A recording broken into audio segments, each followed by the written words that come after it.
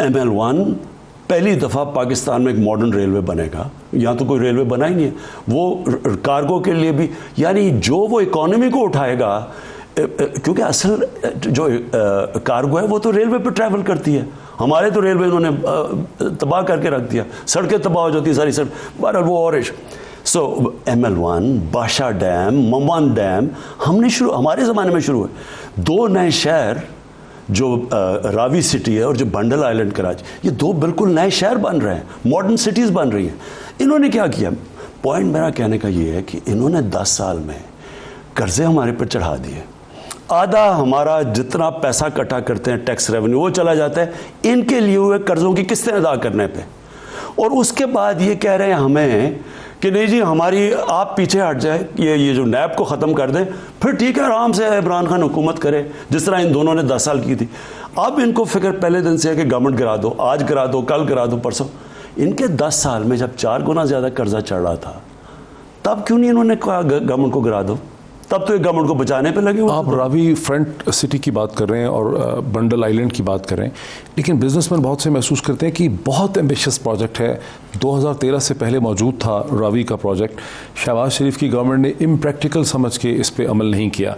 और bundle island भी समंदर के दरमियान होगा, कोस्टल डेवलप कर लें, कश्तियों में बैठ के वहाँ कौन जाएगा? शायद ये कोई एक फीसिबल नहीं होगा, दिखने में अट्रैक्टिव लगता है। देखिए पहले तो ये पुराने प्रोजेक्ट्स हैं दोनों, हमने तो नहीं नए देखे। मेरा मकसद क्या था? मेरा सबसे बड़ा मकसद ये था कि हमारे शहर फैलते जा रहे हैं, बिल्कुल अनप्लान्ड सेटलमेंट है।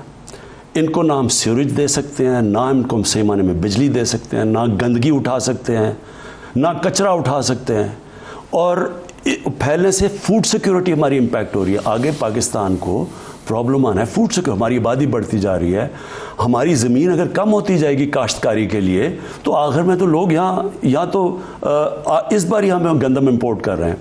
लिहाजा हमने बैठ के पहले तो सारे शहरों को मैंने कहा कि अपने मास्टर प्लान बनाओ, मास्टर प्लान के रिंग फेंस करें कि इसके बाद शहर नहीं जा सकता, ताकि शहर ऊपर जाएं जो सारी दुनिया में जाते हैं, मॉडर्न सिटीज़ की तरफ जाएं। पहले ये जो दोनों हम शहर बना रहे हैं ये मॉडर्न सिटीज़ बन रही हैं, ये लेटेस्ट सिटी होंगी जाके दुनिया में। जो रावी प्रोजेक्ट है वो सिर्फ यही नहीं कि वो लाहौर को बचाने के लिए, क्योंकि लाहौर ने वैसे ही वहाँ पहुँच जाना है जिधर ये रावी सिटी बने, लाहौर तो वैसे ही फैलता जा रहा है। पहले तो लाहौर को बचाना है कि एक प्लान्ड सेटलमेंट हो, ठीक। सेकेंडली लाहौर में पानी बड़ी तेज़ी से नीचे जा रहा है, ठीक। और जो रावी है वो सुकड़ के एक सीवरेज का नाला बन चुका है, ठीक। रावी को बचाने के लिए, लाहौर के वाटर सप्लाई को ऊपर उठाने के लिए ये एक पूरा एक बड़ा एम्बिशियस प्लान है। लेकिन मोहित, मेरे से तो लोग बड़े प्लान्स एक्सपेक्ट करते हैं।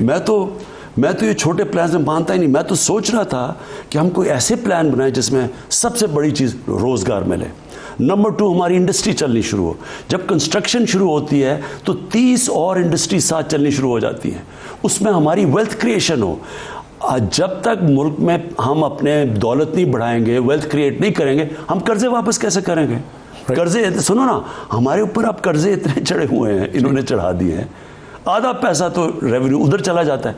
तो जब तक एक ग्रोथ रेट नहीं बढ़ेगी, वेल्थ क्रिएट नहीं होगी, हम कर्जे कैसे वापस करेंगे? आपने कर्जों के अलावा महंगी पावर प्रोजेक्ट्स, LNG की भी बात की। अब आपने IPP पे जो आपने एक एग्रीमेंट किया है IPP प्रोड्यूसर्स के साथ, उसके बारे में क्रिटिसिज्म ये है कि आपके पास बेहतर कार्ड से और इससे बेहतर एग्रीमेंट आप IPP प्रोड्यूसर्स के साथ कर सकते थे।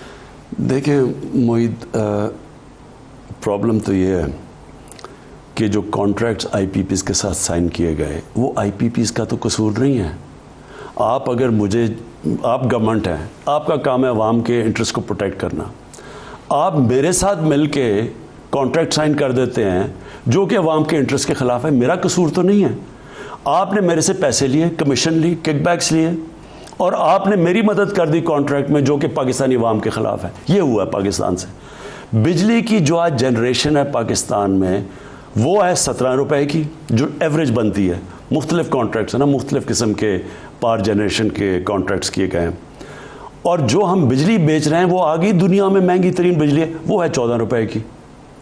अब जो 3 रुपए बीच में वो सारी सर्कुलर डेट में चली गई है, कर्जे बढ़ते जा रहे हैं, वो 2000 अरब से ऊपर चला गया है। अब बात यह है कि एक ही तरीका है कि जब तक आप जनरेशन का कॉस्ट नीचे नहीं लेके आते, हम फंसे हुए हैं इस ट्रैप में। और इंडस्ट्री, ख़ास तौर पे याद रखें, हमारी इंडस्ट्री नहीं मुकाबला कर सकती। हिंदुस्तान की सस्ती बिजली है बांग्लादेश की। हमने पहले IPPs के साथ बात की, फिर गवर्नमेंट की कई उनके साथ बैठ के बात की है कि किस तरह हम कॉस्ट नीचे लेके आएँ। जो हमारे बाहर के कॉन्ट्रैक्ट साइन किए मुल्कों से वो ज़्यादा मुश्किल हैं, वो इस वक्त हम बात नहीं कर रहे। सिर्फ जो गवर्नमेंट की और जो इंडिपेंडेंट पावर प्रोड्यूसर्स हैं इनके साथ बात की। अब मैं समझता हूँ कि IPPs, हम उनका शुक्रिया अदा करना चाहते हैं। वो चाहते तो ना करते, क्योंकि क्लॉज में लिखा हुआ है कि इसकी इंटरनेशनल आर्बिट्रेशन होगी, सॉवरन गारंटी दी हुई है। हमारी गवर्नमेंट ने उनको सॉवरन गारंटी दी हुई है। वो अगर चले जाएं बाहर और तो ये सालों तक ये चलता रहेगा। और पाकिस्तान जिस तरह रेकोडेक में हार गया, जिस तरह कारके में हार गया, इसमें भी हम नहीं हार। अब रेकोडेक में आपने हम सबको बताया था जब आप अमेरिका से वापस तशरीफ लाए थे कि रेकोडेक के साथ एक सेटलमेंट हो सकती, आपने खुद बताया था, एक ब्रीफिंग में बताया था, सब लोग एंकर्स मौजूद थे। अब खबर आई है कि पाकिस्तान रेकोडेक को ये कह रहा है कि हमें कोविड की वजह से आप रिलीफ दें, तो वो फिर नहीं हो सकी सेटलमेंट? नहीं, सेटलमेंट की तो सारा वक्त होती है। देखिए, बातचीत चल रही है, सर्कमस्टांसेस बदलते रहते हैं। कोविड आया, सारी दुनिया में सर्कमस्टांसेस चेंज हो गए, और वो वाकई वो दुनिया में, जो दुनिया कोविड से पहले और बाद में बदल चुकी है, जिस तरह 9/11 के बाद दुनिया बदल गई थी। हमारी पूरी कोशिश है कि इसको हम सेटलमेंट की तरफ लेके जाएं, क्योंकि $6 अरब का हमारे ऊपर डैमेजेस इंटरनेशनल कोर्ट दे चुकी है, जो मैं समझता हूँ वैसे बड़ा गलत है। मैं समझता हूँ कि इसके अंदर अनफेयर है, अनफेयर भी है, और हमने केस सही नहीं लड़ा, लेकिन बदकिस्मती से वो डैमेज हो गया। बहरहाल अब कोशिश है आउट ऑफ कोर्ट सेटलमेंट की, जिस तरह कारके की हुई थी। लेकिन कारके में हमें फ़ायदा ये था कि प्रेसिडेंट अर्दोगान ने हमारी मदद की, तो इंशाल्लाह इस पे भी उम्मीद रखते हैं, क्योंकि $6 अरब तो नहीं हम दे सकते। इसी कॉन्टेक्स्ट में आपकी नई पावर पॉलिसी आ रही है इन्हीं दिनों में, वो कैसे एड्रेस करेगी इन इश्यूज़ को? देखिए, वो पावर पॉलिसी इंशाल्लाह हम बताएंगे कि जो हमने नई नेगोशिएशंस की हैं उससे कैसे हम जनरेशन की कीमत नीचे लेके आएंगे। जब तक जनरेशन की कीमत नीचे नहीं आती, हम इस ट्रैप में फंसे हुए हैं। हम बिजली की कीमत बढ़ा नहीं सकते, ना इंडस्ट्री ना आवाम, और अगर हम बढ़ाते नहीं हैं तो वो कर्जे बढ़ते जाते हैं, क्योंकि बिजली जो है महंगी बना रहे हैं। तो उसके ऊपर एक कॉम्प्रिहेंसिव प्लान लेके आ रहे हैं। ये बड़ी देर लगी तैयार करने में, इंशाल्लाह हफ्ते तक ये अनाउंस कर रहे हैं। अच्छा, एक तो की इश्यूज़ हैं फॉरेन पॉलिसी पे डिस्कस कर लें। इसी हफ्ते आपने देखा कि UAE के बाद बहरीन ने इज़राइल को एक्सेप्ट कर लिया, ओमान ने उसको वेलकम किया है। लग रहा है कि ओमान भी एक्सेप्ट कर लेगा। अब आपकी जो पोजीशन है कि हमने एक्सेप्ट नहीं करना, वो नोन है, आप कई दफ़ा उसको कह चुके हैं। लेकिन पाकिस्तान के स्टेट इंटरेस्ट में क्या ऐसा नहीं है कि हम ये देखें कि हमारी नॉन रिकग्निशन भी एक लेवरेज की हैसियत रखती हो इस पूरी मिडिल ईस्टर्न इक्वेशन में? मोहित, कई चीज़ों के ऊपर ज़िंदगी कॉम्प्रोमाइज़ का नाम है। आपको कॉम्प्रोमाइज़ करना चाहिए और करना पड़ता है, लेकिन कई ऐसी चीज़ें होती हैं कि वो जो आपके बुनियादी असूल होते हैं, जो आपकी यानी किसी वजह से एक कौम बनती है, एक बेसिक प्रिंसिपल्स के ऊपर एक कौम खड़ी होती है। जब एक कौम उन प्रिंसिपल्स के ऊपर कॉम्प्रोमाइज़ करना शुरू कर दे तो फिर वो कॉम्प्रोमाइज़ की कोई लिमिट नहीं होती। जनरल मुशर्रफ ने हमारे सामने वो कॉम्प्रोमाइज़ करते गए। वो शुगर माफिया से कॉम्प्रोमाइज़ कर ली, फिर पहले नवाज शरीफ से कॉम्प्रोमाइज़ कर ली, फिर एंड में वो जरदारी से कॉम्प्रोमाइज़, फिर कोई कॉम्प्रोमाइज़ रहा ही नहीं करने को।